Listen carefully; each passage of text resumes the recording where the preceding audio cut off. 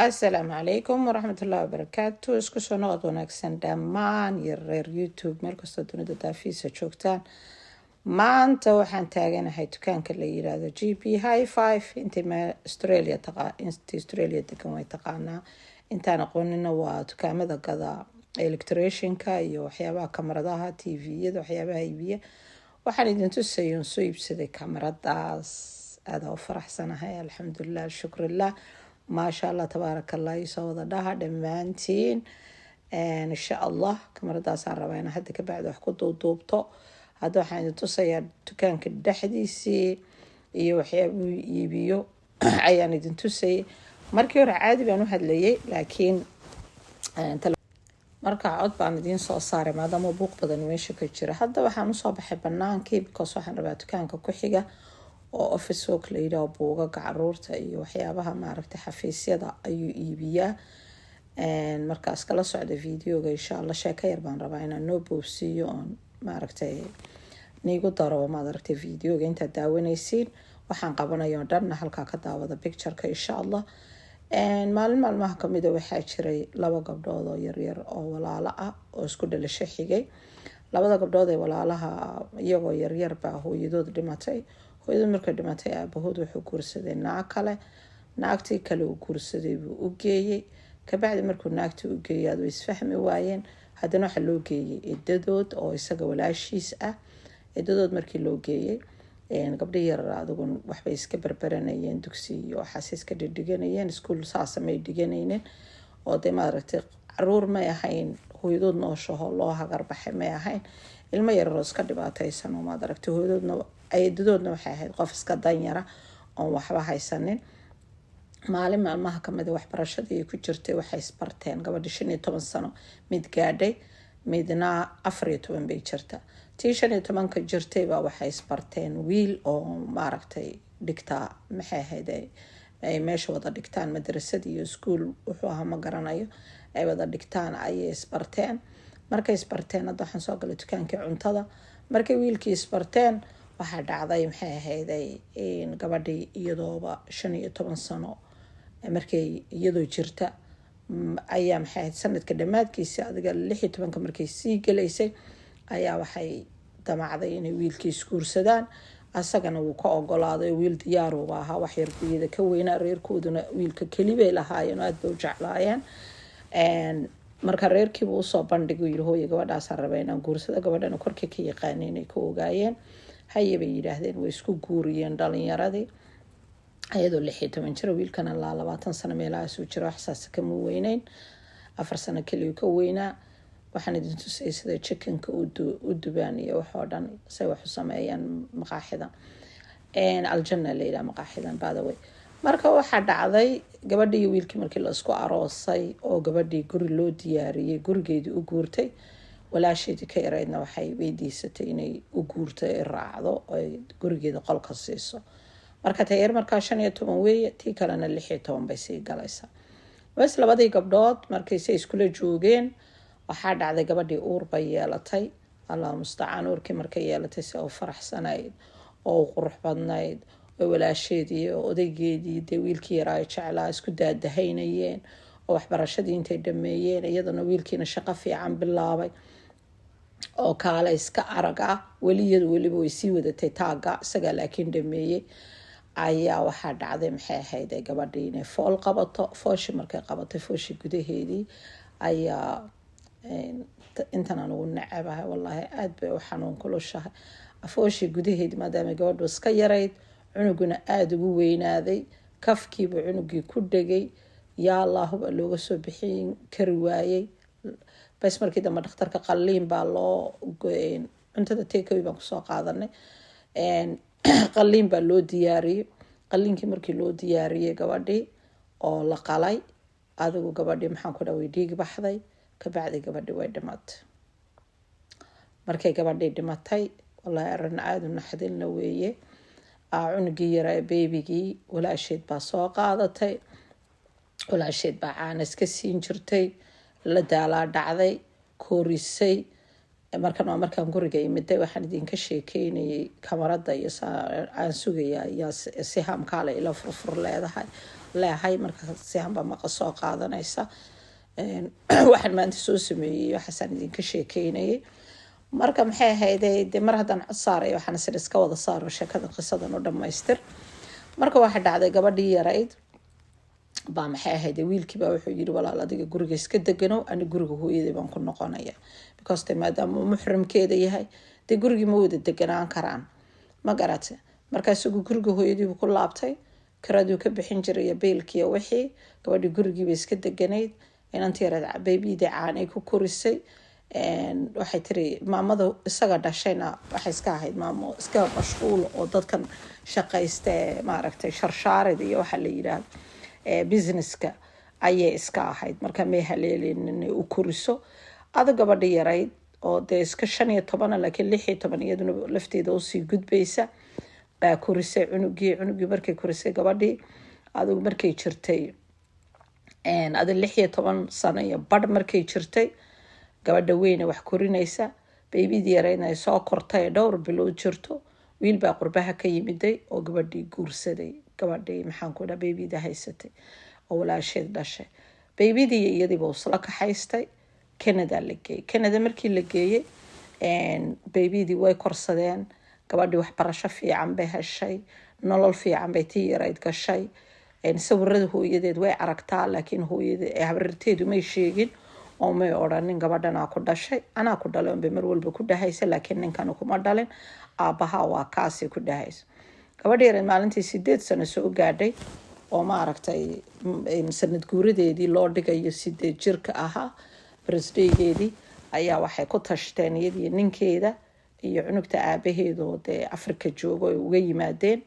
inay isaguna video call soo galo iyaguna ay ka xayaan inta casho geeyaan ay u sheegaan maanta inay hooyadeed dhimatay oo anigu aan habaryarteed ahay bas sawirkii baa la qaaday waxay ku tilmaanta sheekan rabaa inaan kuu sheego hayay tiri bas surprise bay u samaysay gift fiican bay u samaysay keeg bay u qaaday maqaaxi bay tageen cuntay cuneen keegii bay jarteen way iska maaragtay ciyaartay way baashaashay markii dambe soo fadhiisay waxay ku tiri hooyo macaan waxaan rabaa inaan maanta kuu sheego waxaan ka qarinayay anigu kuma dhalin hooyada waa walaashay waa daadiiga weynayd waa kan sawirkeedan already way arki jirtay waxay dhigi jirtay hooyo maxaad sawirkan u jeceshahay ugu dhegdhegtaa u ooydaa markaad arkaas waa walaashoon aad u jecelaho iga dhimatay bay ku dhihi jirto sawirka weyba taqaanayba gabadhaan bayba la dhalatay wax walaalaba aabaheed caruur kale wuu dhalay laakiin de lamanayna korin shaqana iskumay lahayn gabadhan bay hooyadeed u dhashay oo de adduunka iska weheshanayeen aad bay marka u jeclay bas marka gabadhii bay u sheegtay waxay ku tiri waatan hooyada aabahana de awalba waa taqaanayba waaba ninkan laakiin aniga ninkan iskama ka dhalin hooyada habrartaa baan ahay hooyada walaasheed baan ahay hooyadaadii labaad baan ahay laakiin anigu mar walba sidii gabadhaydoo kale unbaad ii tahay laakiin waa inaad iska ogaato gabadhii yareed way iska ooyday way qaracantay waxay tiri maxaad iigu sheegi weyday mar hore waxay tiri waad yarayd caqli maad lahayn intaad weynaanaysaan sugayay saa darteedaan kuugu sheegi waaye marka haddaba waatan iska ogow marka maxay ahayd xoogaadu dhowr cisho yara murugootay markii dambe caadi bay iska noqotay markaa sheekada naxdinta leh oo murugada leh gabdhaha yaryara walaalaha oo saas ku jeclaa oo silaca ku soo koray hadhowtii markay guursatayna cunugii u horeeyay markay maxaan ku idhaahdaa dhalaysay ay gabadhii umu raacday sheeko aada u naxdin la weeye murugadeeda leh ilaah u naxariisto gabdhaha yaryar gabdheero Soomaaliya ahaayeen gabadha waxay iga sheekaysay lafteeda oo Canada joogto oo ku dhacday ee walaasheeda ayaa aniga sheekada iga sheekaysay maalin dhaweyta waxaan isku baranay meel TikTok ah marka aan TikTok isku baranay kabacdi waxaan noqonay dad isfahmay luuqa wax iskaga dirdirayno iska sheekaysanayna markii dambe nambarkeedii soo qortay waan socnay markaan socnay mise ciyaalaad haysataa waxay tiri 4 ciyaalaan haystaa laakiin 3 baan dhalay mid aniga ma dhalin walaashay baa dhashay markaasaan walaasha aaway way dhimatay markaasaan goormay dhimatay markaas qisada siday tahay iigu sheegtay marka waxaan ku qisada hadaan ku soo qaatay YouTube-kayga ka waran waxay tiri waa caadi aslan saad adiga magac sheegaynin ama dee cidiba sukeena aqoonin waa caadi waa kusoo qaadan kartaa. marka videogan caawa inay daawataa laga yaabaa. ilaahay waxaan uga rajeynayaa walaasheed inuu u naxariistii janno ilaahay ka waraabiyo, ayadana wanaaga ay samaysay ilaahay inuu ajarkeeda uu siiyo. gabadhaa yarna waxaan ilaahay uga rajeynayaa inuu ilaahay nasiib wanaagsan, hadda waaba gabar room bay igu tiri, waxay jirtaa baan u malaynayaa 16 meelahaasi hadday jirtaa bay igu tiri tayari. ilaahay waxaan uga rajeynayaa inuu ilaahay maad aragtay nasiibkeeda iyo wax walba ilaahay uu hagaajiyo, nolol wanaagsan oo qurux badan way kusoo kortee, ayadana nolol qurux badan ay gasho futurekeeda. waatanka maradii cusbaydeen soo gatay kaale iska arag. marka waan daardaaraynaa hadda. waxaan ilaaway memoriga ma soo gadanin oo kuma dhex jirto, markaan hadda baarbaaday unbaan arkay, mana xasuusanin markaan gadanayo online baan ka dukaanka onlinekiisa baan ka oodha garaystay. marka insha allah waxaan memorigana ada weygan noo imanaya dhexdiisa. marka waa taasa maanta waxaan tagnay aljannaan tagnay, cuntadaasaan soo gadanay, gurigaan ku cunay, kamaradahaasaan soo gadanay, buugagaasaan soo gadanay, koobkii waa kaas halkaa yaala waan idiin sheegayay. koobkiisi waan haystay laakiin waa layga jabiyey, ciyaalka iga jabiyey, marka mid kale aan soo iibsaday.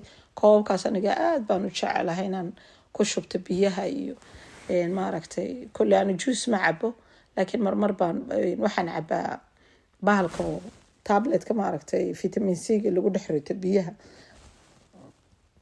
kaasaan jecelahay marmar cabaa. marka kaasaan jecelahay inaan ku qasto, iyo maajada iyo waxaasna xitaa waad ku qasan kartaa, waxaad rabto waa koob ku anfacaya adiga, waanad qaadan kartaa ood ku dhex ridan kartaa gaadhigaaga, waanad maxay ahayd gurigaagana waad ku haysan kartaa. laakiin shaqo kale looma qaadan karo because wax shay daboolmaya maaha, marka uma qaato shaqada. laakiin gaadhiga kale waan ku dhex ritaa oo maaragtay biyayga intaan gaadhigaa wato waan ku cabaa. marka waatan kamaradii baan hawsheedii kala wadwadaa. marka intaan bay ahayd waxaan videoga inoo duubay. marka adduunkan 4 beri baa la joogaa, nin walbana waa la wada dhiman oo cid maanta dunidan hadhaysa ma laha. waxa wanaagsan un maad aragtay inaan maaragtay inagoo happy ah, faraxsan, wanaag samaynayna, khayr samaynayna, wixii maad aragtay aan awoodna samaynayna, mar walbana nafteena ugu horumarinayna oo maaragtay nafteena aanan cid ka horumarinaynin. waayo maanta dee dunidan adiga hawshaadan iyo hawlahaaga kala wada. adiga hadaad marka last iska dhigto, qofka ugu dambeeya iska dhigto, dee adduunya ma soconayso. marka adigu waa inaad mar walba iska dhigtid qofka koowaad, cunto hadday tahay, nolol hadday tahay, lacag hadday tahay, wax kasta hadday tahay, inaad adiga maad aragtay qofka koowaad iska dhigtid ood waxa kale maad aragtay gadaal ka dhigtid. ilmaheena inaan u dadaalno oo maaragtay ilaashano oo si fiican u korsano oo qalbigooda ilaalino, oo hadday weynaadaana garab istaagno oon caawino, hadday yaryar yihiinna si fiican u korino. hadda ilaahay maanta si wanaagsan ku siiyey inaad maaragtay si wanaagsan aad isku dhaqataan oo maaragtay isfahantaan. waa kaas haddii aad weydo alxamdulilah alshukrillah inaad tiraahdid oonad adigu ismurjinin ood ismurugaynin. maanta waxaad dunidan arkaysaa qof maanta lacag haysta, awlaad haysta, nin haysta, wax walba haysta, haddana rafaadsan baad arkaysa. wax rafaadiyena ma garanaysid, ma garatay. marka adduunka 4 beri baa la joogaa, ilaahay wax kasta uu ku siiyey, war waxay doonaysaa ha ahaatee. anu mar walbana waan idin dhahdaa video kasta waan ku duuba, ilaahayo maanta xabad cawamay ku dhex taalo qolkaaga, war xabadaa darintaa intaad kala fidsato ood meesha xaaqdo ood rushayso, hadday sawir tahay tirtirto, yaa ood cawdaa goglato, jirka soo meydhatid, diracaaga yaree baatiga isku soo ridid, koob shaaha soo korso, halkaa soo fadhiiso, iyo kitaabkaaga soo qaada iyo sijaayadaada salaadaada tuko. nolol ka wanaagsan wallaahi waxaad dareemaysaa qalbigaaga nashaad, farxad. hay dad maanta wadamadan ay maanta qurbahaynu joogno, iyagii oo maanta wax walba haysta, haddana waad aragtay dad kalunbaa lasii eegayaa. war qof kaa sareeya maanta inaad fiirsato ood ku dayato ood maad aragtay road model uu kuu noqdo way fiican tahay.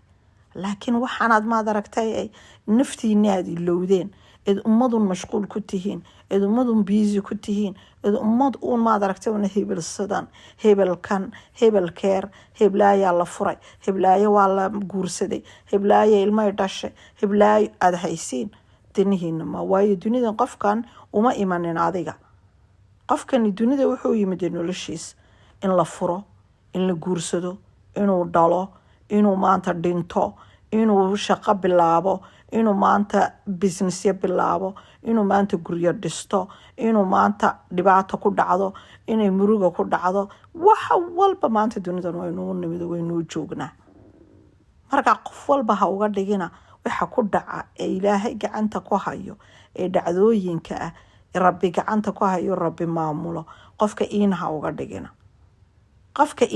dhigina ha ku xamanina gabadh baa maanta la furaya ana ma aragtay waa la furay waa la keenay sawaad ilaa xaawiye aadan baa la isfuri jiray ilaa ya xaawiye aadan baa la isguursan jiray marka waxaan waxda yimid maaha videogeeni intan aan kusoo gabagabeeyay dabeecadahaas waxyaabaha la iska bedelo dantiina raaca sida ay nabadgelyo intaan videoga xiga ku kulmayna insha Allah